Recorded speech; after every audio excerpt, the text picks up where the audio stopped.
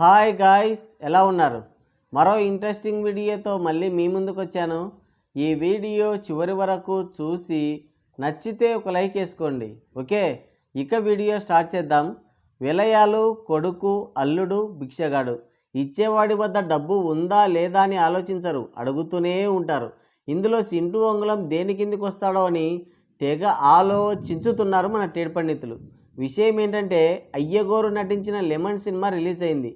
ఈ సినిమా పైన అయ్యగోరికి ఉన్న ఒక్క ప్యానకు కూడా నమ్మకం లేదు. ఎందుకంటే అక్కినేని లెగసీని అయ్యగోరే లేపుతాడనుకుంటే ప్రతిసారి అయ్యగోరిని లేపాల్సి వచ్చింది. అయ్యగోరి దెబ్బకి ఉన్న అరాకొర అక్కినేని ఫ్యాన్స్ కూడా అదృశ్యమైపోయారు.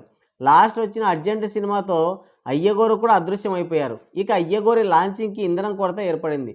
దాంతో నాగయ్యగోరే అన్నపూర్ణ స్టూడియోలో నిల్వ ఉంచిన ఇంధనంతో అయ్యగారి రీ రీ రీ రీ రీ రీ రీ రీ రీ లాంచింగ్కి ఏర్పాట్లు చేశాడు. ఏర్పాట్లు అయితే చేశాడు, కానీ ఈ లాంచింగ్లో అయ్యగోరు రివ్వున పైకి లేస్తాడో రివర్స్లో కిందికి దూసుకుపోతాడో నాగయ్యగోరికి కూడా తెలియదు. మొత్తానికి ఏదోలాగా కంప్లీట్ చేసి ఉన్న ఒక్క ప్యానకు కూడా తెలియకుండా సినిమాని రిలీజ్ చేశారు. మహాభారతం కురుక్షేత్రం అన్నారు, దానికి ఈ సినిమాకి ఏ సంబంధం ఉండదు. బహుశా అది మల్టీ యూనివర్స్ అయి ఉండొచ్చు. సినిమాలో ఎవరికి ఒక అజెండా ఉండదు. సినిమాలో చాలా బొక్కలు ఉన్నాయి. బట్ అయ్యగోరి మీద సింపతితో ఏమీ అనలేకపోయారు. పోటీలో సినిమాలు లేకపోవడం, తక్కువ టికెట్ రేట్లు, అయ్యగోరి మీద సింపతి, పిఆర్ రుద్దుడు, మొత్తానికి సినిమాకైతే హిట్ టాక్ వచ్చేసింది. తక్కువ బ్రేక్ ఈవెన్ కాబట్టి ఈజీగానే సినిమా బ్రేక్ ఈవెన్ సాధించి హిట్ అయింది. 22 కోట్ల బ్రేక్ ఈవెన్ టార్గెట్తో బర్లేకి దిగితే 50 కోట్ల గ్రాస్, 29 కోట్ల షేర్ రాబట్టింది. ఇంతవరకు బాగానే ఉంది. సినిమాకు ఒక సక్సెస్ మీట్ పెట్టుకున్నారు, సెలబ్రేట్ చేసుకున్నారు, ఇది బాగానే ఉంది. అయితే సింటూ అంగుళం వాపును చూసి బలుపు అనుకున్నాడు. అయ్యగోరికి 100 కోట్ల సినిమా వచ్చేట్టుగా మనం అందరం తోడు వెళ్ళాలంట. మనం అయ్యగోరికి ఇవ్వాల్సిన గిఫ్ట్ అంట అది, ఇంకా తగ్గలేదు. 100 కోట్లు సరిపోతాయా? 1000 కోట్లు తీసుకో. అన్నపూర్ణ స్టూడియో అమ్మిమింగు సరిపోతుంది. ఏదో జనాలు అప్పున్నట్టు, వాళ్ళేదో వీళ్ళకు చుట్టాలైనట్టు చెప్తున్నాడు. ఏదో సింపతితో సినిమా బాగుందన్నారు, అయ్యగోరికి మార్కెట్ లేదని తక్కువ రేటుకి పట్టేశావు, బ్రేక్ ఈవెన్ అయిపోయింది. దానికి సంతోషించకుండా ఇంకా అడుక్కోవడం ఏంటి? మొదటి 3 రోజుల తర్వాత కలెక్షన్సే లేవంటే సినిమా నాగిపోయిందని అర్థం. ఈ ఒక్క డైలాగ్తో మొత్తానికి సినిమానే భూస్థాపితం చేశాడు. అయ్యగోరు హిట్ కొట్టారన్న కొంచెం పాజిటివిటీని కంప్లీట్ నెగిటివిటీ చేసి ఆ వచ్చే అరాకొర కలెక్షన్లు కూడా రాకుండా చేశాడు. ప్రతిదీ కమర్షియలేనా? ఫ్యానిజం ముసుగులో టికెట్ రేట్లు అడ్డగోలుగా పెంచి ఫ్యాన్స్, ఆడియన్స్ జేబులు చింపేస్తున్నారు. అంతంత టికెట్ రేట్లు ఎందుకు అంటే సినిమా చూడండి అని ఎవరు మిమ్మల్ని ఫోర్స్ చేయట్లేదు కదా అని స్టైల్గా డైలాగులు కొడతారు. మళ్ళీ ఇలా స్టేజ్ల మీదకి వచ్చి అడుక్కుంటూ ఉంటారు. ఇదొక స్టైలు. ఆ ఇంట్రెస్ట్ ఏదో క్వాలిటీ కంటెంట్ మీద పెట్టొచ్చు కదా. ఇలాంటప్పుడే బూతులు వచ్చేది. గిఫ్ట్ ఇవ్వాలంటే నువ్విచ్చుకో, మాకేం సంబంధం. జనాల జేబులు గుల్ల చేసి బికారులు చేయండి, మీరు మాత్రం కార్లలో మేడల్లో తిరగండి.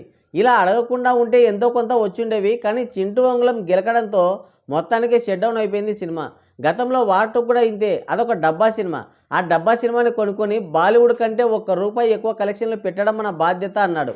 ఆ ఒక్క డైలాగ్తో ఫ్లాప్ సినిమా కాస్త అల్ట్రా డిజాస్టర్గా మిగిలిపోయింది. నిజంగా ఆ సినిమా పైన ఎవరికి హోప్ లేదు, ఫ్యాన్స్తో సహా. ఫ్లాప్ అయినా పెద్ద ఫరక్ పడి ఉండేది కాదు. ఈయన గోరి డైలాగ్తో ఘోరమైన ట్రోలింగ్కి గురైంది ఆ సినిమా. మొన్న ఒకరు ఇంతే చెన్నమన్నయ్యతో సినిమా చేసి ఇదే డైలాగులు కొట్టారు. 350 కోట్ల బడ్జెట్ పెట్టి 10 పైసల కంటెంట్తో సినిమా తీశారు. సినిమాలో ఉన్న కంటెంట్కి వాళ్ళు ఇచ్చిన బిల్డప్కి అసలు సంబంధమే లేదు. సినిమాలో కంటెంట్ చేతగాక లేకి సీన్లు పెట్టుకున్నారు షకీలా ఇన్స్పిరేషన్తో. సినిమా బాగోలేదంటే రివ్యూల మీద పడి ఏడ్చారు. 4 రోజులకే 4 సక్సెస్ మీట్లు పెట్టి స్కూల్ ఫీజు, బస్ ఫీజు లాగా పెద్దకి ఒక ఫీజు పక్కన పెట్టుకోండి, మీ పిల్లలకి సినిమా చూపించండి, మంచి ఇన్స్పైర్నేటివ్నెస్ వస్తుంది అని స్టేజ్ మీదే బోరమన్నారు.